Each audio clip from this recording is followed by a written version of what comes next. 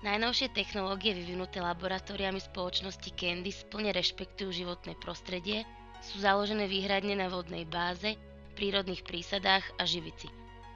Vychádzajú z bohatých tradícií a preto zaručujú, že antické zeminy florenské sú jedinečnými dekoračnými materiálmi.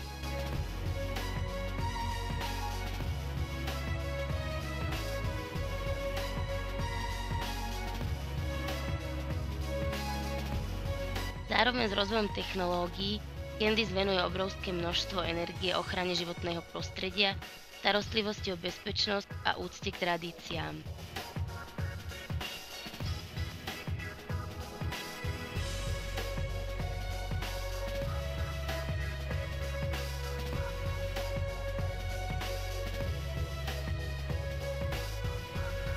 A preto vždy, keď použijete tieto dekoračné materiály, budete i vy dbať na čistotu životného prostredia.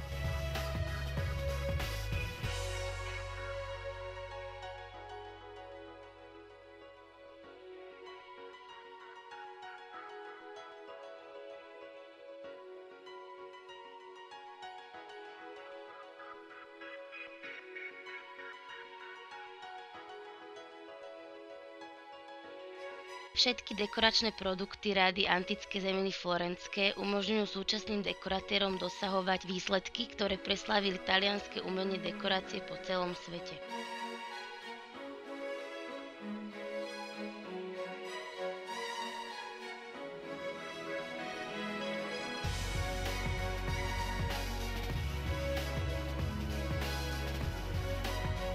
Dosiahnutiu dokonalého výsledku pri práci s týmto produktom potrebujete nasledujúcu sadu.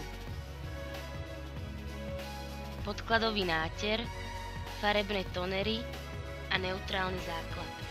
Dekorácia sa vytvára s použitím špeciálneho štetca a hladitka rovnomennej značky.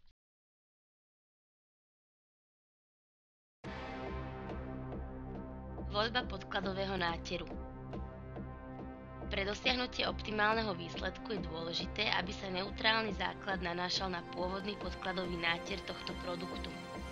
Pri tomto postupe sa kladné jóny podkladového náteru dokonale prepoja a splynú s zápornými jónami, ktoré sú obsiahnuté v neutrálnom základe antických zemín florenských.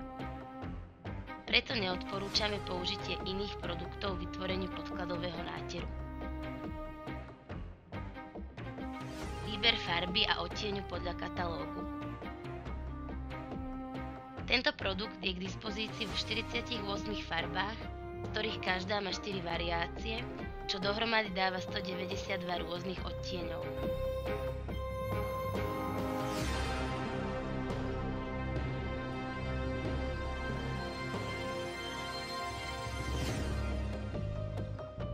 Každú farbu môžeme použiť vo svetlejšom odtieni, pokiaľ do 2,5 litrového neutrálneho základu pridáme štvrtinu alebo polovicu tonera a pre vytvorenie tmavšieho odtieňu pridáme 1 alebo 2 celé tonery.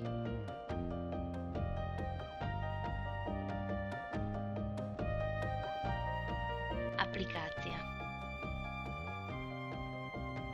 Po odstránení všetkých nerovností a defektov nanášame 2 vrstvy podkladového náteru, ktorý sme zriedili 20 až 30% vody.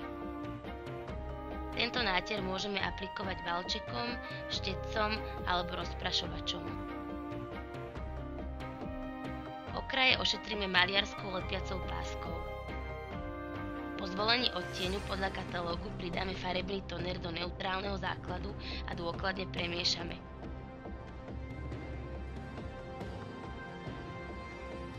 Až keď je podkladový náter suchý, pristupujeme k samotnej dekorácii. Používame špeciálny štetec a nepravidelnými krížovými ťahmi vytvárame dekoračný efekt.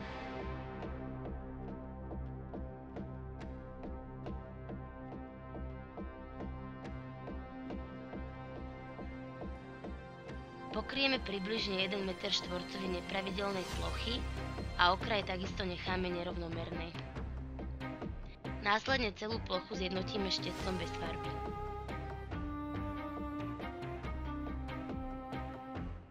Pokračujeme v dekorácii do polovice steny a dokončíme prvý úsek na úrovni podlahy. Po dokončení prvej časti plochy približne 3 m štvorcových dokonalíme dekoráciu pomocou hladítka opäť nepravidelnými krížovými pohybmi. Hladítko na stenu prikladáme jemným tlakom v úhle asi 30 stupňov.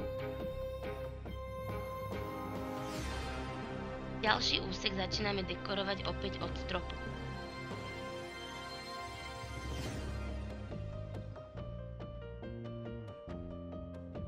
Aby sme sa vyvarovali viditeľných presahov a spojov, vlhkú farbu nenanášame opakovane na rovnaké miesta.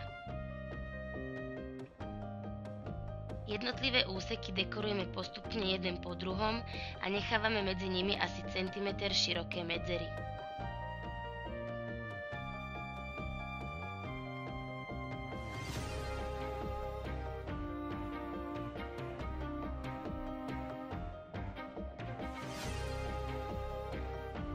Tie následne zacelíme štecom bez farby.